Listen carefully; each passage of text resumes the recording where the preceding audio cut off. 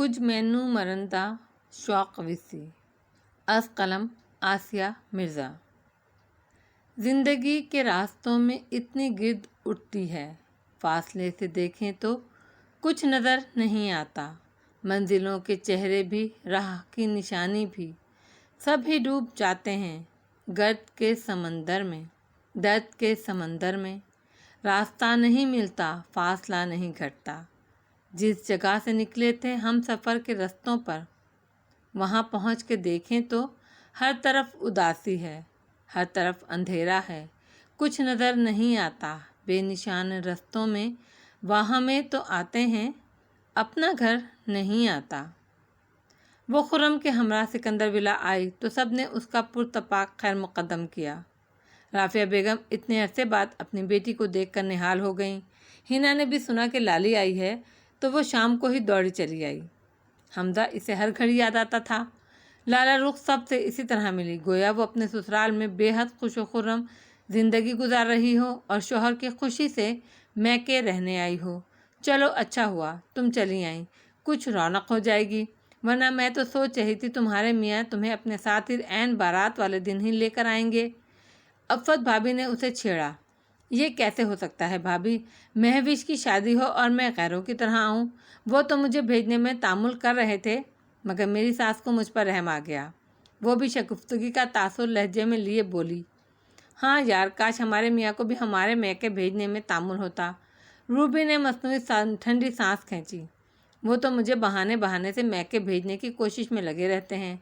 جاذب نے اسے گھور کر دیکھا، اب سال بھر تک بھی میکے جانے کا نام نہیں لوگی تو مجھے ہی منہ سے کہنا پڑے گا نا کہ جاؤ میکے ہو آؤ۔ وہ ادھار رکھنے والا کب تھا؟ کس قدر جھوٹ بول رہے ہیں، وہ بھی منہ پر، ہر ماہ تو میکے کا چکر لگا کر آتی ہوں۔ روبی اس پر الزام پر تڑپ گئی، صرف چکر لگانے سے کیا ہوتا ہے، جاذب بھائی کی تسکین نہیں ہوتی؟ خرم کا جملہ اور جاذب کا قہقہ دونوں ہی برجستہ تھے۔ تمہیں تو بس موقع چاہیے، فوراً ہی میری دشمنی میں نکل پڑو گے۔ روبی نے خرم کو حسنہ کے بچے کا کھلونا کھینچ مارا، مگر وہ جھکاؤ دے گیا۔ محفل گرما گرم ہو گئی تھی، جملے بازی، ہنسی مذاق، جو سکندر ولا کی زندگی کا ایک خوبصورت حصہ تھا، اسی طرح آب و تاب سے جگمگا رہا تھا۔ یہ رونقیں، محبتیں اسی طرح جاری و ساری تھیں، ہر کوئی اپنی زندگی سے اپنے حصے کی خوشیاں کشید کر رہا تھا، ہر کوئی شاد اور مطمئن تھا۔ لالا رخ کے دل کی فضا میں نم آلود ہوائیں سرسرانے لگیں، ایک اس کا دل ہی تو لہو ہوا تھا، زندگی سے ایک وہی اپنا حصہ وصول نہیں کر پائی تھی، باقی سب دنیا کا کاروبار اسی طرح جاری ساری رکھے ہوئے تھے۔ یکایک وہ خود کو اس پر رونق محفل میں مس فٹ محسوس کرتے ہوئے اٹھ کر اپنے کمرے میں چلی آئی، دل کھنڈر ہو گیا، آنے والے دنوں کا خوف سینے میں گرم گرم سلاخوں کی طرح گھستا ہوا جا رہا تھا۔ کوئی شور، کوئی ہنگامہ، ہنسی، کوئی محبت آمیز جملہ بھی نشاط روح کا سامان نہیں بن پا رہا تھا۔ ٹھیک کہتے ہیں لوگ، جدائی تو آفریت ہے، خوفناک آفریت، اس کا بدل جانا بھی تو جدائی ہے۔ اور مصطفیٰ خان کا شفاق بے مہر لہجہ اس کے سینے میں انی کی طرح گڑ کر رہ گیا تھا۔ سیف الرحمن نے گھر میں قدم رکھا تو روتی ہوئی تانیہ پر نظر پڑی، جسے سائمہ آپا دلاسا دے رہی تھیں، جبکہ اماں ایک کونے میں سر پکڑے چپ چاپ بیٹھی تھیں۔ اسے اندر آتا دیکھ کر تانیہ کے آنسو اور تواتر سے بہنے لگے۔ اس نے رکھائی سے منہ پھیر لیا اور اپنے بیڈ روم کی طرف بڑھ گیا۔ آپ کے سینے میں دل ہے یا نہیں؟ یاد رکھیں آپ لالا رخ کا ہی نہیں، میرا گھر بھی تباہ کرنے پر تلے ہوئے ہیں۔ اس کا منہ پھیر لینا تانیہ کے کلیجے میں تیر کی طرح ترازو ہو گیا تھا۔ وہ دروازے کے ہینڈل سے ہاتھ ہٹا کر جھٹکے سے پلٹا، میری زندگی سے تمہارا کیا تعلق؟ اور لالا رخ کی بات مت کرو، کوئی میں اس کا گھر بار نہیں توڑ رہا، وہ خود وہاں خوش نہیں ہے۔ ہاں تمہیں تو سب خبر ہوتی ہے کہ وہ خوش ہے، کس نے کہہ دیا تم سے کہ وہ خوش نہیں؟ اماں نے آنکھیں نکالی، بیٹی کے آنسو کلیجہ چیر رہے تھے، اس پر اس کی بہمیری اور روکھا رویہ انہیں غصہ دلا گیا۔ وہ اس شادی سے بہت خوش ہے، وہ کوئی بچلن عورت نہیں کہ ادھر شادی کی، ادھر تم نے ذرا بہلایا سب باغ دکھائے، ادھر وہ شوہر کو چھوڑ تم سے نکاح کو دوڑ آئے گی۔ شریف اور عزت دار گھرانے کی نیک بچی ہے، کسی ننگ اور بے غیرت خاندان کی نہیں کہ بنا بنایا گھر تباہ کر دے۔ بہت خوب، اس کی ساری خوبیاں اب دکھائی دینے لگی ہیں آپ کو؟ پہلے تو اس میں 100 کیڑے دکھائی دیتے تھے۔ اس کے گھرانے کو گالیوں سے نوازا جاتا تھا۔ وہ زہر بھرے انداز میں ہنسا۔ اماں نے ایک پل کھسیاہٹ محسوس کرتے ہوئے نظریں چمرائیں۔ سائمہ آپا نے اونہ کہہ کر اس کی طرف سے رخ بدل لیا۔ دراصل وہ بھی نظریں نہیں ملا پا رہی تھی۔ سارا کیا دھرا انہی کا تو تھا۔ لالا رخ کو طلاق دلوانا، صبوحی سے سیف الرحمن کی شادی کروانا، اور اب صبوحی سیف الرحمن کے رویے سے عاجز آ کر اپنے میکے چلی گئی تھی۔ ادھر ہارون کا رویہ تانیہ سے کھینچا کھینچا رہنے لگا تھا اور سب کو فرق کر لاحق ہو گئی تھی کہ تانیہ کا گھر نہ اجڑ جائے، ہارون اسے ہمیشہ کے لیے میکے ہی نہ بھیج دے۔ چونکہ صبوحی نے اس کے سامنے سیف الرحمن کی خوب باتیں کی تھیں، واویلا مچایا تھا اور روئی دھوئی تھی، جبکہ تانیہ ادھر شدید پچھتاوے کا شکار تھی کہ اسی نے لالا رخ کا ذکر نئے سرے سے اس گھر میں چھیڑا تھا اور سیف الرحمن کے جذبات کو ہوا دی تھی۔ مگر اب وہ جتنا اپنی عقل کو کوستی اور اپنے ناکردہ گناہوں پر ماتم کرتی کم تھا۔ سیف الرحمن تو چٹکا ہوا کانچ ہو رہا تھا، زخم ڈال دینے کو در پہ تھا۔ تب وہ بےغیرت خاندان کی لڑکی تھی اور اس کا پہننا اوڑھنا سنوارنا آپ کو بد چلنے لگا کرتا تھا۔ سارے زمانے کی خامیاں نظر آتی تھیں، اور اب بیٹی پر آئی ہے تو وہ غیرت مند خاندان کی نیک بچی ہو گئی۔ خدا کے لیے سیف، کچھ تو بہن کا سوچو، عقل کے ناخن لو، اس کا تمہارا کیا واسطہ اب؟ مگر بہن کے لیے تو سوچو، اس کا گھر اجڑ جائے گا، یہ برباد ہو جائے گی، چھوٹے بچوں کو لے کر کہاں جائے گی، یہ کہیں کی نہ رہے گی۔ اماں یک لخت رونے لگیں۔ اس بہن کا سوچوں، وہ تلخی سے ہنسا اور تانیہ کے پاس جا رکا۔ وہ سر جھکائے آنسو بہا رہی تھی، مگر اس کا دل بھی ذرا بھی نہیں پسیجا تھا۔ اس وقت اس کے دماغ میں صرف کھولن تھی، جیسے یہاں آتش پک رہا ہو اور پھٹنے پر تیار ہو، گرم گرم لاوا جو ہر شے کو اپنی لپیٹ میں لے کر تباہ کر دینا چاہتا ہو، خاکستر کر دینا چاہتا ہو، اور یوں ہی سب کو خاکستر کر کے وہ چاہتا تھا کہ خود کو بھی برباد کر لے۔ جس طرح وہ خود جلا تھا، سلگا تھا، سلگ کر اٹھا تھا، اسی طرح باقی سب بھی برباد ہو جائیں۔ اس بہن کا سوچوں جس نے میری زندگی میں زہر گھولا، جس نے میرا گھر، میرا دل، میرے ارمان اجاڑ دیے، اس کا میں سوچوں۔ بہت خوب۔ آج اسے اپنے گھر بچانے کی فکر پڑ گئی، اپنی اولاد کی محرومی کا احساس ستانے لگا، مگر اس وقت میرا نہیں سوچا اس نے۔ میری اولاد محرومی کا شکار ہوئی، یہ کسی نے بھی نہیں سوچا۔ میری عقل اس وقت بھی جا سوئی تھی اماں، مگر آپ نے مجھے تب تو یہ نہیں کہا تھا کہ عقل کے ناخن لو، اپنا گھر مت اجاڑو، اپنے بچے کو یتیم مت کرو۔ وہ نفرت، غصے اور تلخی کی انتہا کو چھو رہا تھا۔ اس کا بس نہیں چل رہا تھا۔ وہ گھر کی دیواروں تک کی بنیادوں سے اکھاڑ کر پھینک دے۔ اس وقت میرے ساتھ کسی کو بھی ہمدردی نہیں تھی، آپ سب ستیلے بن گئے تھے میرے لیے۔ اور تم سائمہ، تم نے بھی اس وقت صرف تانیہ کے مفاد کا سوچا، میرے لیے نہیں سوچا۔ کیا میں ستیلا تھا تمہارا؟ خون نہیں تھا تمہارا؟ سائمہ آپا اس کے تیور سے سہم کر چپ چاپ مجرمانہ انداز میں اٹھ کر کمرے سے نکل گئیں۔ کیا دنیا بھر کی خوشیاں، آسودگیاں صرف اپنی بیٹیوں کے لیے ہوتی ہیں، دوسروں کی بیٹیوں کے لیے کچھ نہیں؟ ارمان، خواہشات، خواب صرف اپنی سگی بیٹی کے ہوتے ہیں جو پورے ہونے چاہیے۔ دوسری لڑکیاں خواب نہیں دیکھتی، ان کے سینے میں خواہشات، تمنائیں، گھر بنانے سنوارنے کی آرزو نہیں ہوتی، ان کا دل نہیں ہوتا، یا انہیں خواب دیکھنے کا حق نہیں ہوتا، خوشیوں سکھوں پر ان کا حق نہیں۔ آج ہارون کے تیور بگڑے تو آپ کا دل خون کے آنسو رو رہا ہے، مگر میرے تیور بگڑے تو آپ کا دل لالا رخ کے لیے نہیں روتا تھا، تب تو آپ خوش ہوتی تھیں۔ بس کرو سیفی، بس، خدا کے لیے چپ ہو جاؤ، مجھے میری ہی نظروں میں مت گراؤ۔ اماں تڑپ تڑپ کر رونے لگیں۔ تانیہ اپنا رونا بھول کر اماں کے کندھے کو تھپکنے لگیں۔ سیفی بھائی، اماں یا میں اور سائمہ آپا اپنا قصور مانتے ہیں، ہم گناہ گار ہیں، مجرم ہیں آپ کے اور لالا رخ کے بھی، مگر خدا را یہ وقت حساب کتاب کا نہیں ہے، یہ وقت حساب کتاب کرنے کا نہیں ہے، یہ وقت تو صرف بیٹھ کر تمہارے لیے رونے کا ہے نا؟ اس نے اپنی سرخ سرخ آنکھوں سے تانیہ کو گھورا تو وہ نظریں چرا گئی۔ وہ لمحات واپس تو نہیں آ سکتے نا؟ گزرا ہوا کل اگر مل سکتا تو میں آپ کے لیے اپنی جان کی بازی لگا کر لے آتی۔ اس کے لہجے میں دل گرفتگی اتر آئی۔ صبوحی کا کیا قصور ہے؟ इस मामले में वो तो बिला तकसीर की सज़ा सह रही है, और जबकि इससे ज़्यादा हमदर्दी जताने की ज़रूरत नहीं है तुम्हें। वो तुर्शी से इसकी बात काट गया। जान की बाजी लगा कर ले आती। इसके लहजे का जहर तानिया की रूह तक में उतर गया। वो रोने लगी। वो उस पर एक नज़र डालकर लब भींच गया और गुस्से से तपाई पर लात मारता हुआ अपने कमरे में चला गया।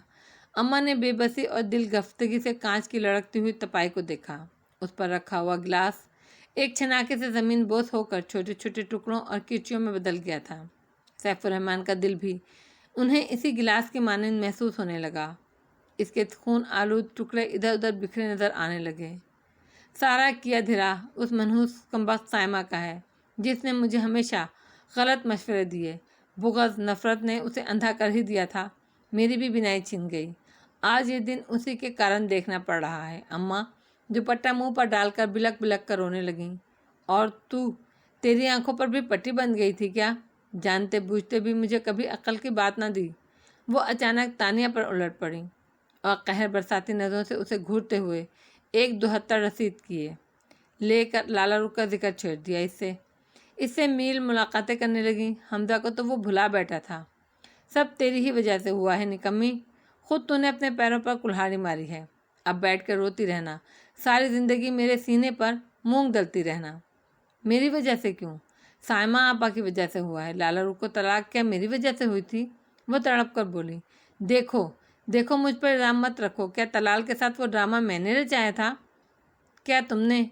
साइमा आपा सैफुर रहमान के जाते ही फिर इसी तेवर से कमरे में आ घुसी और तानिया पर आंखें निकाली। मगर इस आग पर तेल तो मुसलसल आप छिड़कती थी ना। मैंने कई बार चाहा कि सैफ़ी भाई को हकीकत बता दूं और लाला रुख से माफ़ी मांग लूं, मगर आप और अम्मा ने मुझे डरा धमका कर रोके रखा। उस वक्त अम्मा सिर्फ़ और सिर्फ आपकी अकल से सोचती और आपकी आंखों से देख रही थी। मेरी हकीकत तो ना 3 में थी न 13 में। वो सुलग कर अपनी जगह से उठी और साइमा आपा पर एक नफ़रत भरी निगाह डालकर कमरे से चली गई। अम्मा ने तख़्त पर लेट कर मुँह पर दुपट्टा डाल लिया। उन्हें अब कुछ बोलने का इजारा नहीं था, कुछ सुनने का भी नहीं। साइमा कुछ देर चोर बनी खड़ी रही, फिर खुद भी बेआवाज़ कदमों से बाहर निकल गई। लाली, तुम्हारे ससुराल वाले क्या करना का चाहते हैं? शादी में शिरकत के बारे में कुछ दिन पहले आएंगे या सिर्फ बारात में शिरकत करेंगे? रफ़िया बेगम इसके कमरे में चली आईं। वो इनकी आवाज़ पर अपने ध्यान से निकली और हमजा के धुले हुए कपड़े तह करते हुए इनकी तरफ देखा। मुझे तो कुछ इल्म नहीं है। मेरी सास ने ऐसा कोई प्रोग्राम मुझे बताया तो नहीं है। मेरा ख्याल है बारात वाले रोज़ ही आएंगे। वो लाली ये कहकर तह किए हुए कपड़े उठाकर वार्डरोब में रखने लगी। और तुम्हारे मियाँ? अम्मी, मेरी इस सिलसिले में कोई बात नहीं हुई। खुर्रम से पूछ लीजिएगा, हो सकता है उन्होंने इसी को कुछ बताया हो। वो एक बेबसी और दिल गिरफ्तगी महसूस करके रह गई थी। अभी तो जाने कहाँ कहाँ और कितना भरम रखने के लिए झूठ बोलना पड़ेगा। उसे झूठ और मुनाफ़क़त से जितनी नफ़रत थी, इतना ही अब मुनाफ़क़त से जीना पड़ेगा। दिखावे की मुस्कुराहट, दिखावे की लगावट, सब कुछ सुहाने रूह था, एक अजाब था। लो, ये क्या बात हुई? इतनी तो अकल होती है कि आते वक्त इनके आने का प्रोग्राम मालूम कराती। लेकिन तुमने तो इस रात तक नहीं किया होगा। कुछ दिन पहले आए यहाँ रहने। रफ़िया ने उसे नाराज़ नज़रों से देखा। मोरे कहाँ निकलती हैं अम्मी?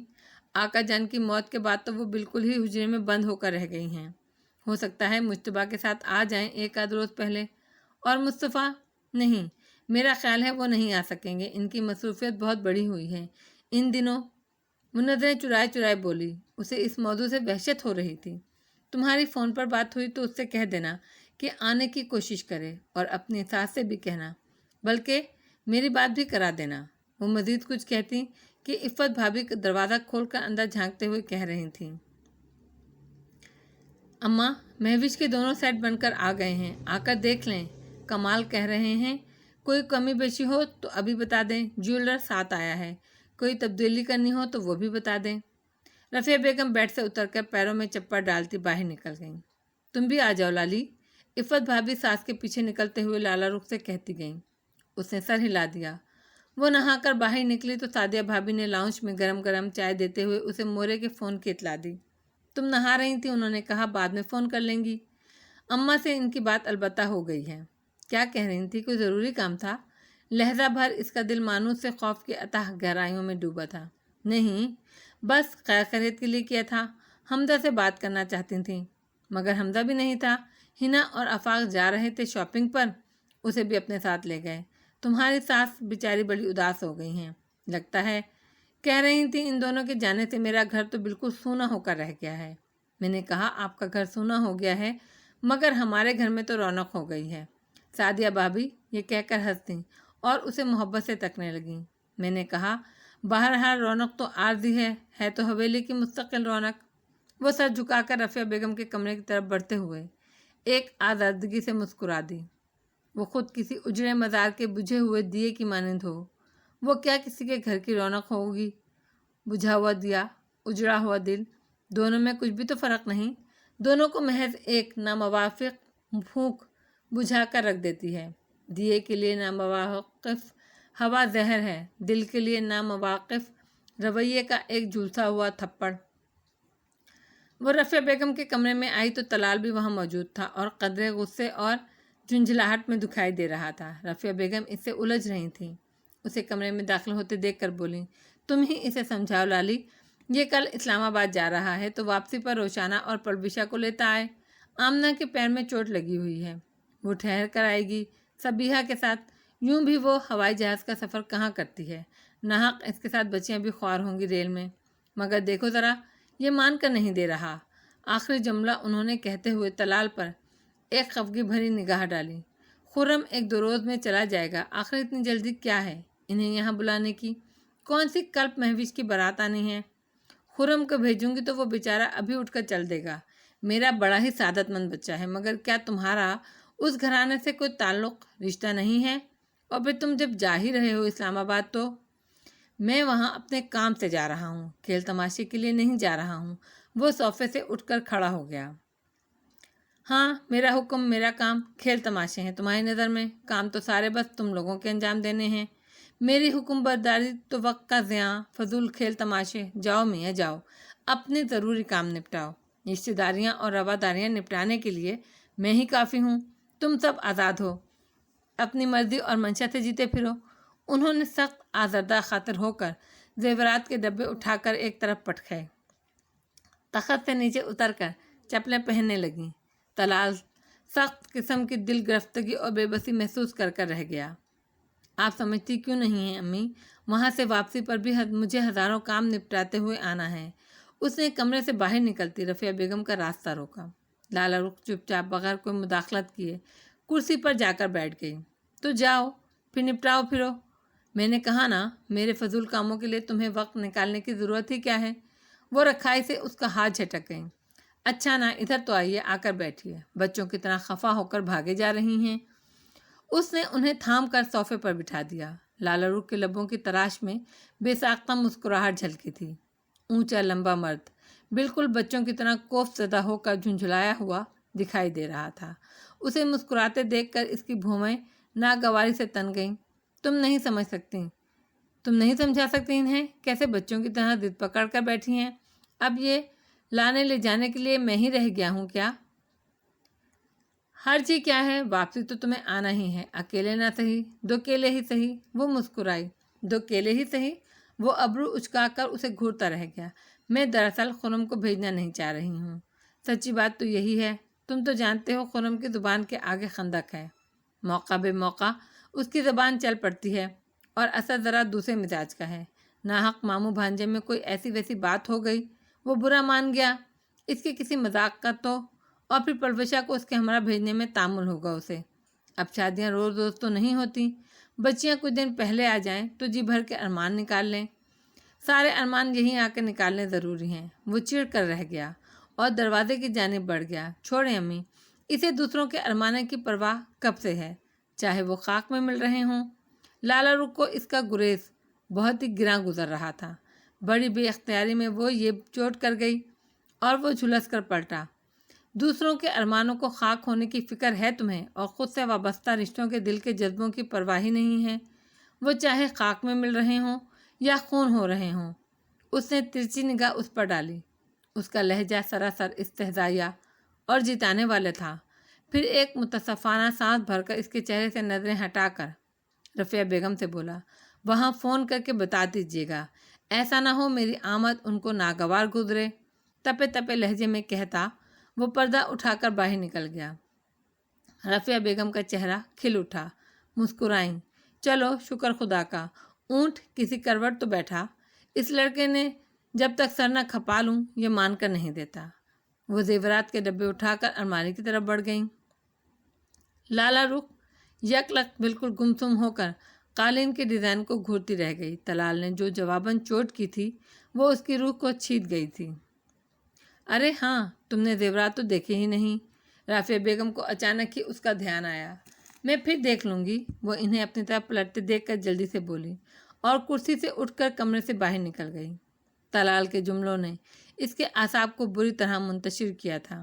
تو کیا مصطفیٰ خان نے طلال کو یہ سب بتا دیا تھا کہ وہ کس عذاب سے گزر رہا ہے اور گزرتا رہا ہے؟ یقیناً بتایا ہوگا اسے کسی غم گسار کی طلب محسوس ہوئی ہوگی، اور اس کے لیے طلال سے زیادہ غم گسار ہمدرد اور کون ہو سکتا ہے بھلا؟ اس شخص کی ساری ہمدردیاں تو اسی دوست کے نام رقم تھیں۔ اچانک اس کے اندر غصے، تلخی اور بے بسی کا طوفان کروٹ لینے لگا۔ بہت سا رونے کو دل چاہنے لگا، مگر وہ ضبط کیے بیٹھی رہی۔ اسے ڈر تھا اگر وہ ایک بار آنسوؤں کا یہ بند توڑ دے گی تو اس سیلاب میں خود بھی بہہ جائے گی، بالکل بکھر جائے گی، ٹوٹ جائے گی۔ اس کا میکے میں بنا ہوا سارا مان اس سیلاب کی نظر ہو جائے گا، وہ اپنی ہی نظروں میں گر جائے گی، معتوب و رسوا ہو جائے گی۔ وہ کمزور نہیں پڑنا چاہتی تھی۔ اس نے سوچا اگر طلال نے اس سے باز پرس بھی کی تو وہ بالکل مکر جائے گی۔ یہ خالص اس کا مسئلہ تھا، اس کے دکھ تھے اور وہ اسے قیمتی متاع کی طرح اپنے سینے میں سمیٹ کر رکھنا چاہتی تھی۔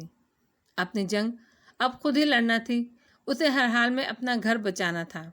اسے مصطفیٰ خان کو منانا تھا، چاہے اس کے لیے اسے کچھ بھی کرنا پڑتا، اپنی انا قربان کرنی پڑتی۔ محبت انا ایک گھر میں نہیں رہ سکتی، اور وہ محبت کے عوض ہر رشتہ قربان کرنے کو تیار تھی۔ اسے صرف اور صرف مصطفیٰ خان کی تمنا تھی، اس کی خواہش تھی۔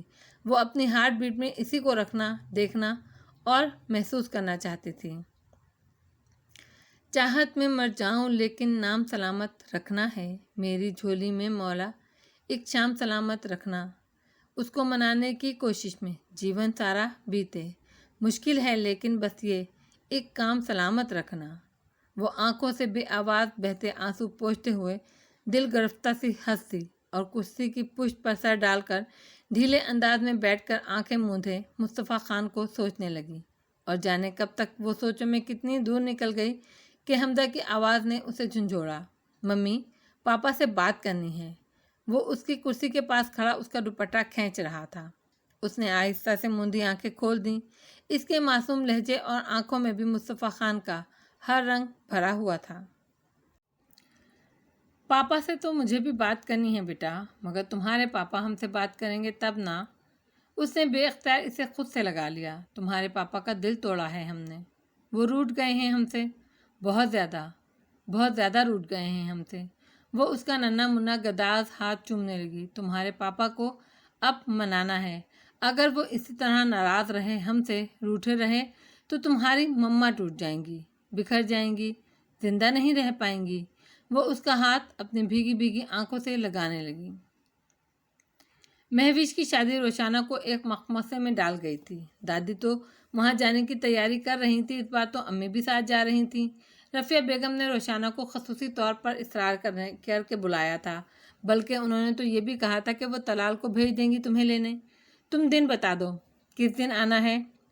مگر اس نے تب یہ کہہ کر ڈال دیا کہ اس کے کمپیوٹر کے ٹیسٹ ابھی باقی ہیں، ان سے فارغ ہو کر خود ہی دادی اور امی کے ہمراہ آ جائے گی یا پھر خرم کو بلوا لے گی۔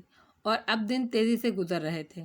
مہوش کی شادی میں جانا اس کے لیے ناگزیر تھا۔ پلوشا کا کہنا تھا اگر تم چاہتی ہو کہ اس مسئلے پر برف ہی پڑی رہے تو تمہیں اس شادی کو نارمل انداز میں اٹینڈ کرنا ہوگا۔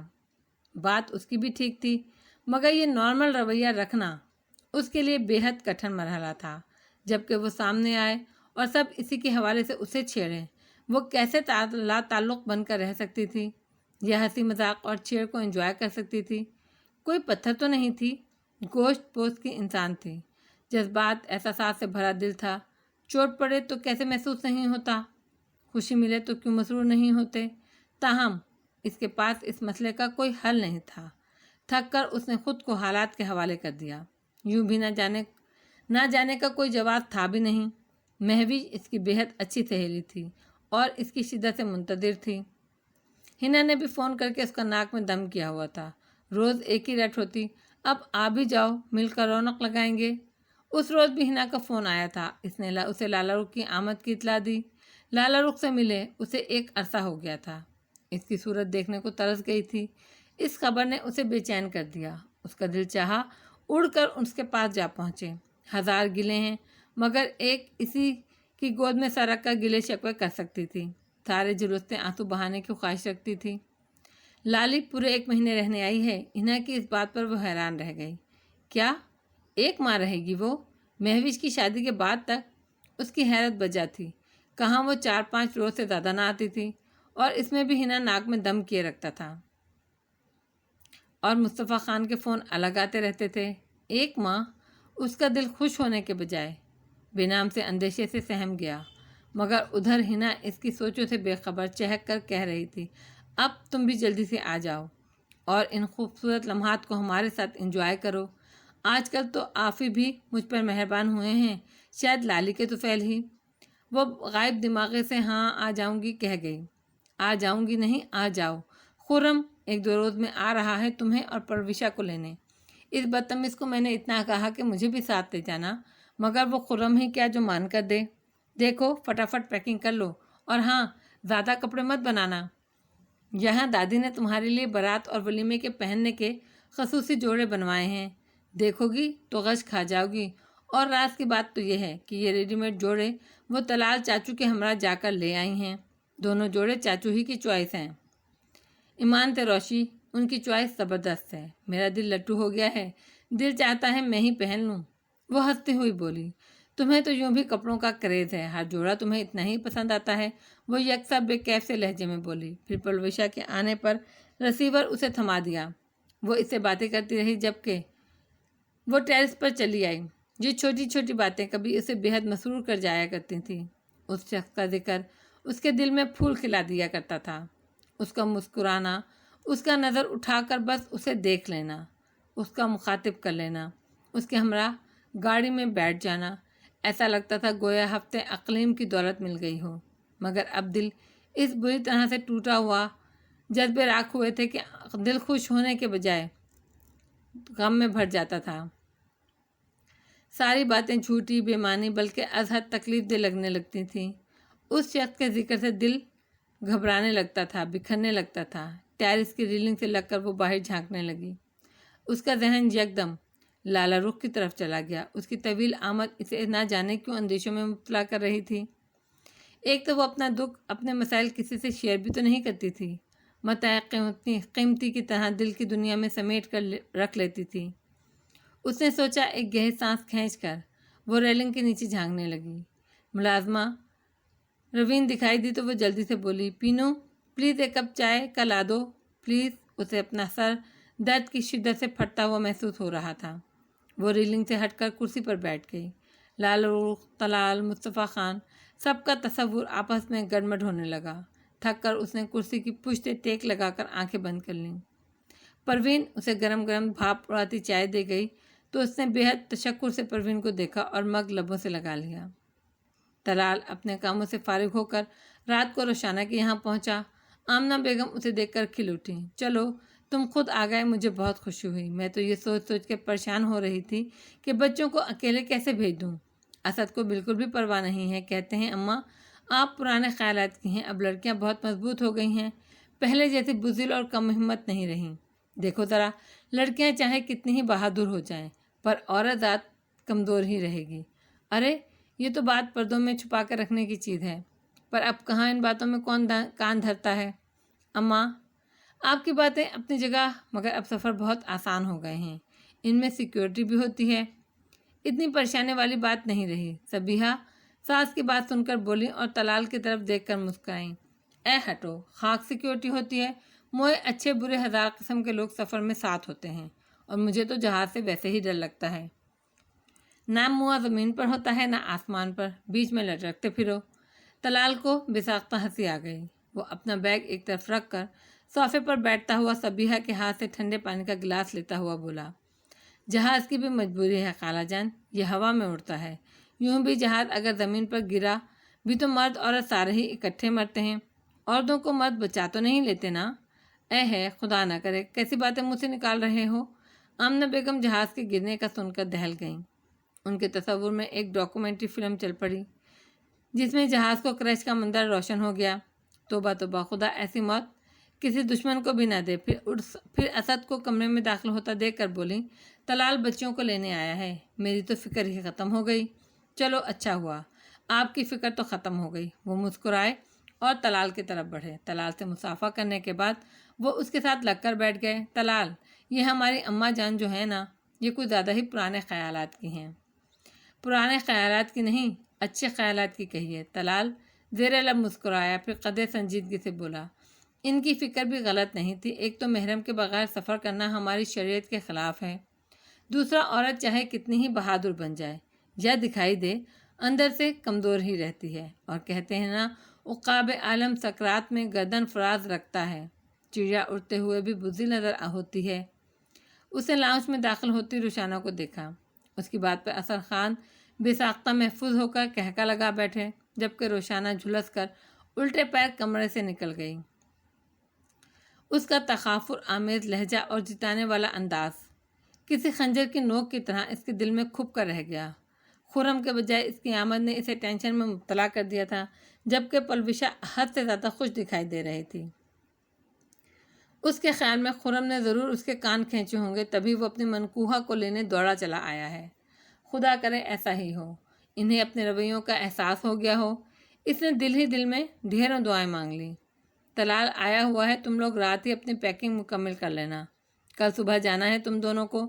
सबीहा उनके कमरे में झांक कर कह गई थी, हम क्या बच्चे हैं, खुद नहीं जा सकते, वो चले आए हैं लेने को। उसने बाथरूम का रुख करते हुए कहा, ओहो, देख नहीं रही कितनी फिक्र थी अम्मा को, शुक्र करो उन्हें इत्मीनान हो गया इसके आने से, और फिर मेरा भी दिल सहमा रहता। सबीहा ने इस पर आंखें निकाली। शुक्र करो। उसने बेड पर लेटकर सर से पैर तक चादर खींच ली। तुम तो बच्ची हो आपी, दादी को बिल्कुल ठीक से बेइत्मीनानी रहती है। सबीहा के जाते ही पलविशा इसकी चादर खींचते हुए हंसी। अब मुंह क्यों छुपा रही हो, क्या दिल में लड्डू फूट रहे हैं, आग जल रही है दिल में। उसने चादर मुंह से हटाकर उसे खा जाने वाली नज़रों से देखा। खुर्रम आ रहा था, ये क्यों चले आए, मैं इनके साथ हरगिज़ नहीं जाऊंगी। ये बात तुम दादी को साफ साफ लफ्ज़ों में कह दो। वो गोया फुनकारी। बचगाना बातें मत करो आपी, हो सकता है इन्हें अपने रवैयों पर नदामत हो रही हो और यूं अजाला करना चाहते हों। अजाला करना चाहते हों। वो चादर एक तरफ फेंक कर उठकर बैठ गई। ये सब अजाला करेगा, देखा नहीं तुमने, आते ही दादी को जिता दिया था कि वो अपने काम के सिलसिले में आए थे, और ये कि इनको अम्मी हजूर ने इन्हें डांट डपट के भेजा है। ओह आपी, अब हर बात को इतनी गहराई से लोगी तो कभी कंपोज नहीं कर सकोगी खुद को। बहुत ही बातों को नज़रअंदाज करना चाहिए।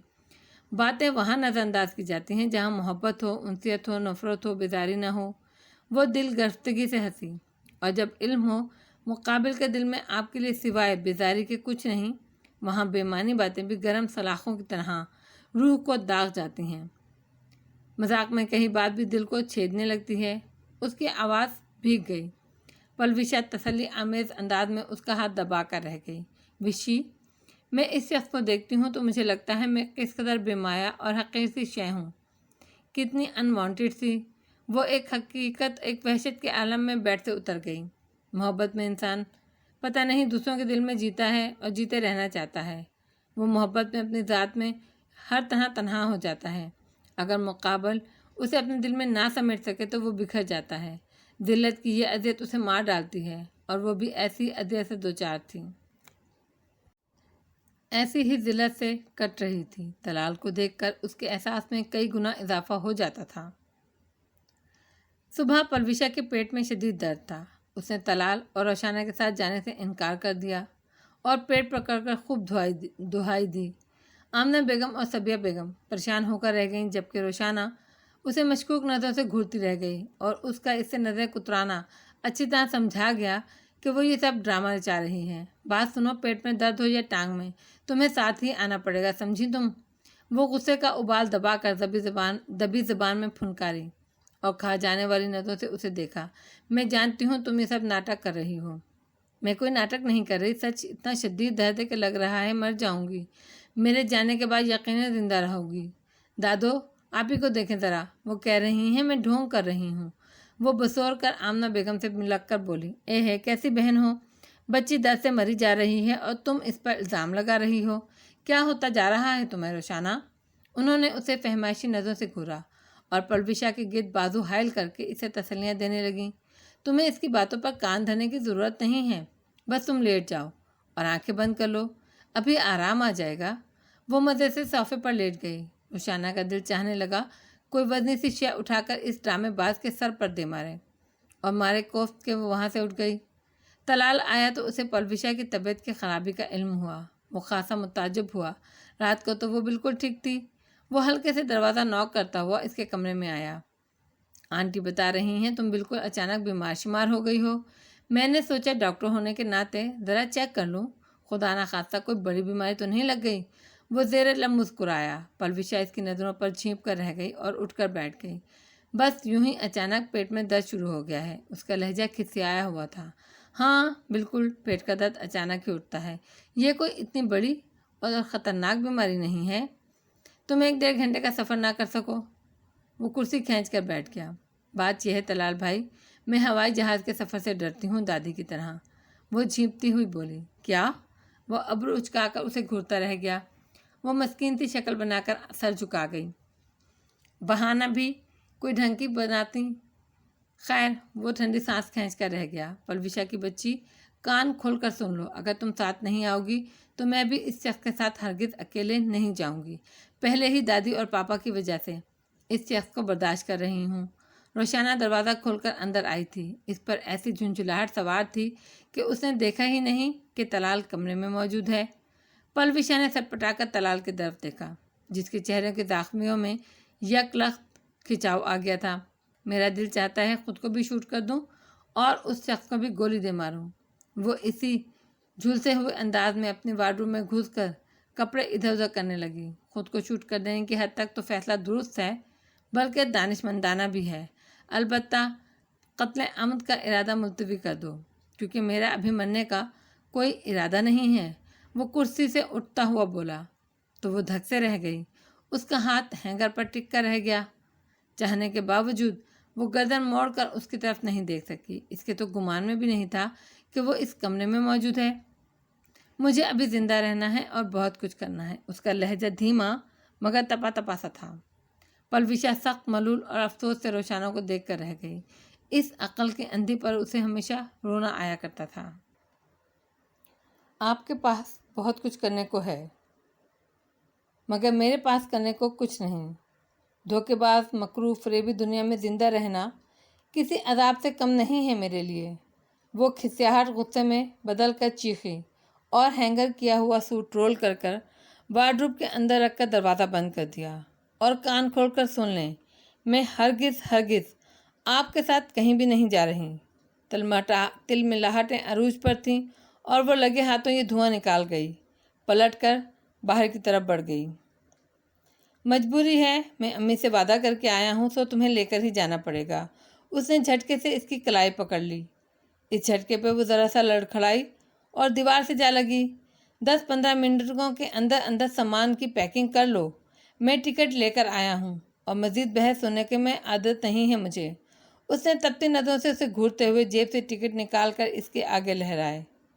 ये मुफ्त के नहीं हैं, इन पर पैसा खर्च हुआ है। रोशाना का दिल चाहा इस जिल्लत और सुबकी पर उसका मुंह नोच ले। बहुत दुख हुआ, रुपया खर्च करने पर तो मुझसे ले लें उसकी कीमत। उसने झुलस कर इसके हाथों से टिकट झपटने की कोशिश की, मगर वो कतई चौकन्ना था और सरहद के साथ हट कर पीछे हो गया। कीमत तो मैं तुमसे ज़रूर वसूल करूँगा, मगर अभी नहीं, वक्त आने पर। वो ज़ेरे लब मुस्कुराया और भौंहों की हल्की सी जुंबिश के साथ इसकी भीगी आंखों को बगौर देखा। वो आसेब शकन एहसास के साथ दीवार से लगी खड़ी रह गई। दिल चाहा उसकी ये हसीन मुस्कुराहट नोच ले, कपड़े फाड़ दे और धक्के देकर निकाल दे। اچانک وہ پلٹی اور بھاگتے ہوئے کمرے سے نکل گئی۔ وہ بے ساختہ ایک گہری سانس بھر کر رہ گیا۔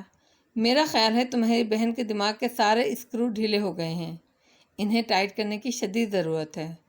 وہ پلوشا کی طرف پلٹا جو عجیب سے ازمہلال کے ساتھ اس کی سمت دیکھ رہی تھی۔ اس کی بات پر فوری ردعمل کے طور پر فقط ایک افسردہ سی سانس کھینچ کر رہ گئی۔ اس کے پاس کہنے کو بہت کچھ تھا مگر ایک جھجک مانا رہی۔ وہ کمرے سے باہر نکل گیا اور راہداری سے گزر کر لابی میں پہنچا۔ وہ اسے لابی کے پردے کے پاس کھڑی سراسر آنسو بہاتی دکھائی دی۔ رونے سے اس کا تراشیدہ حلیہ ہولے ہولے ہل رہا تھا۔ وہ بے ساختہ لب بھینچ کر اس کی پشت پر بکھرے بالوں کو دیکھتا رہا، خوشنما آبشار کو گھورتا رہ گیا۔ آنکھوں میں رہا دل میں اتر کر نہیں دیکھا، کشتی کے مسافر نے سمندر نہیں دیکھا، پتھر مجھے کہتا ہے میرا چاہنے والا، میں موم ہوں اس نے مجھے چھو کر نہیں دیکھا۔ اس نے پردہ کھینچ کر اس کے نزدیک آیا اور نرمی سے اس کے گداز کندھے کو چھوا تو وہ جھٹکے سے پلٹی اور طلال کے دل پر چوٹ سی پڑی۔ سرخ سرخ متورم آنکھیں اس کے دل کو پگھلانے کو کافی تھیں۔ اس کے دل نے اسی ایک پل میں اسے سمیٹ لینے کو اپنے پر پھیلانے چاہے، مگر دوسرے پل وہ اس کمزور لمحے کی گرفت سے نکل آیا۔ جذبوں کی لگامیں کھینچ لیں، احساسات کی لو نیچے کر لی۔ رونے کا یہ پروگرام رخصتی کے لیے اٹھا رکھو، فی الحال میں تمہیں رخصت کرا کر نہیں لے جا رہا۔ اس کا لہجہ استحضائیہ تھا۔ اس وقت بے شک جی بھر کے رو لینا، بلکہ ہم دونوں اکٹھے روئیں گے۔ وہ یوں ہنسا جیسے بے حد محفوظ ہو رہا ہو۔ روشانہ اسد کا دل اس کے اس بے مہری پر کٹ کٹ کر گرنے لگا۔ یہ شخص اسے اپنی سب سے بڑی شکست محسوس ہوا۔ زندگی میں کبھی خود کو اتنا بے وقت، بے بس اور بے اختیار محسوس نہیں کیا تھا جتنا آج اور اس وقت کر رہی تھی۔ سچ کہتے ہیں دانا کہ وہ لوگ جو ہمارے بہت قریب ہوتے ہیں وہی لوگ دراصل ہماری زندگیوں کو الجھا دینے اور منتشر کر دینے کا سب سے زیادہ امکان رکھتے ہیں۔ سنو، میں 15-20 منٹ میں آ رہا ہوں، ایک دو کام نپٹا کر تم اس دوران اپنے سامان کی پیکنگ کر لو۔ اس کا لہجہ بے حد دھیما تھا مگر اس میں ملائمیت نام کو نہیں تھی، ایک عجیب طرح کا تحکم تھا، اس میں سختی اور وارننگ تھی۔ وہ کہتا ہوا اس کے چہرے سے نگاہیں ہٹا کر بڑے بڑے ڈگ بھرتا راہداری عبور کر گیا۔ کیا سمجھتا ہے شخص خود کو؟ میں ہرگز ہرگز نہیں جاؤں گی اس بے مہر ظالم جنگلی اور سفاک انسان کے ساتھ۔ وہ کمرے میں آئی، دوپٹہ گلے سے کھینچ کر بیڈ پر پھینکا اور وارڈروب سے کپڑے کھینچ کر نکالنے لگی۔ پلوشا نے دیکھا وہ روتی جا رہی تھی اور سفری بیگ میں اپنے ضروریات کی چیزیں بھرتی جا رہی تھی۔ اس نے اپنے بے ساختہ مسکراہٹ کو چھپانے کے لیے رخ موڑ لیا، تاہم اس کا دل اس کے آنسو اور طلال کی اس صفاقی پر بے طرح سے اداسی اور اضمحلال محسوس کر رہا تھا۔ کاش یہ کام خوشگواری سے ہوتا، یہ سفر محبت اور یگانیت کا سفر ہوتا۔ طلال کوئی 15 منٹ بعد واپس آیا تو وہ سر کرتی پیکنگ کر چکی تھی۔ کپڑے بدل کر سیاہ چادر اوڑھے لابی کے صوفے پر یوں بیٹھی تھی جیسے قتل گاہ پر جانے کے لیے تیار بیٹھی ہو، اور وہ اپنی بے ساختہ مسکراہٹ کو روک نہیں سکا۔ صبیحہ بیگم دبی دبی زبان میں اسے ہدایتوں سے نواز رہی تھی جسے وہ بے دلی اور بیزاری سے سن رہی تھی۔ اسے دیکھ کر وہ بیگ اٹھا کر کھڑی ہو گئی۔ اتنی جلدی بھی نہیں ہے، اطمینان سے بیٹھو، چائے وائے پی کر پھر نکلتے ہیں۔ وہ ہاتھ اٹھا کر کہتا صوفے پر اطمینان سے پھیل کر بیٹھ گیا۔ وہ سر سے پیر تک آگ بگولا ہو کر رہ گئی۔ وہ جانتی تھی یہ شخص اسے جلا جلا کر سلگا کر مار دینا چاہتا ہے۔ وہ بیٹھا آمنہ بیگم سے باتوں میں مصروف ہو گیا۔ پروین اسے چائے دے گئی تو وہ اس کی ہلکی ہلکی چسیاں بھرنے لگا، گویا اسے کوئی جلدی نہیں تھی۔ چاہتوں کے لیے ہم دعا تو کریں، عین ممکن ہے بات آگے بڑھے، ابتدا تو کریں۔